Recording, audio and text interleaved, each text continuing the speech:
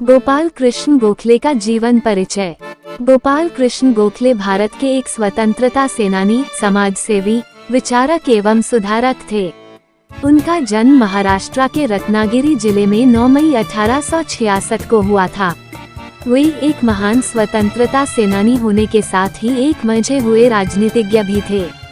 महात्मा गांधी ने राजनीति के बारे में उनसे बहुत कुछ सीखा और इसीलिए वह राष्ट्रपिता के राजनीतिक गुरु कहलाए। गोखले का जन्म एक साधारण परिवार में हुआ था और उनके पिता कृष्ण राव पेशे से क्लर्क थे। अपनी शिक्षा दीक्षा के दौरान वे अत्यंत मेधावी छात्र थे। पढ़ाई में सराहनीय प्रदर्शन के लिए जब उन्हें सरकार की ओर से 20 रुपए की छात्रवृत्ति मिलनी शुरू हुई तो उन्हें शिक्षकों और सहपाठियों की काफी सराहना मिली, लेकिन लोगों को इस बात का अंदाजा भी नहीं था कि एक दिन ये मेधावी विद्यार्थी भारत के राष्ट्रपिता कहे जाने वाले महात्मा गांधी का राजनीतिक गुरु कहलाएगा। इतिहासकार का कहना है कि अधिकतर लोग गोखले को सिर्फ महात्मा गांधी के राजनीतिक गुरु के रूप में ही जानते हैं, लेकिन वो सिर्फ राष्ट्रपिता ही नहीं बल्कि मोहम्मद अली जिन्ना के भी राजनीतिक गुरु थे। उनका मानना है कि यदि आजादी के समय गोखले जीवित होते तो शायद जिन्ना देश के बंटवारे की बात रखने की हिम्मत नहीं जुटा पाते। इतिहास का कहना है कि गांधी जी को अहिंसा के जरिए स्वतंत्रता आंदोलन की प्रेरणा गोखले से ही मिली थी।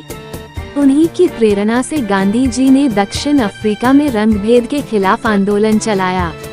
उन्होंने कहा कि गांधी जी के आमंत्रण पर 1912 में गोखले खुद भी दक्षिण अफ्रीका गए और रंगभेद की निंदा की तथा इसके खिलाफ आंदोलन के प्रति अपना समर्थन व्यक्त किया।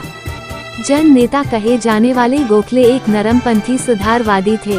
उन्होंने स्वतंत्रता संग्राम में महत्वपूर्ण योगदान देने के साथ ही देश में व्याप्त जातिवाद और छुआछूत के खिलाफ भी संघर्ष किया। वह जीवन भर हिंदू मुस्लिम एकता के लिए काम करते रहे और मोहम्मद अली जिन्ना ने भी उन्हें अपना राजनीतिक गुरु माना। ये बात अलग है कि बाद में जिन्ना देश के बंटवारे का कारण बने और गोखले द्वारा दी गई शिक्षा का पालन नहीं किया। गोखले पुणे के फर्ग्यूसन कॉलेज के संस्थापक सदस्यों में से एक थे। उन्होंने इस कॉलेज में अध्यापन का कार्य करने के साथ ही राजनीतिक गतिविधियां भी जारी रखीं।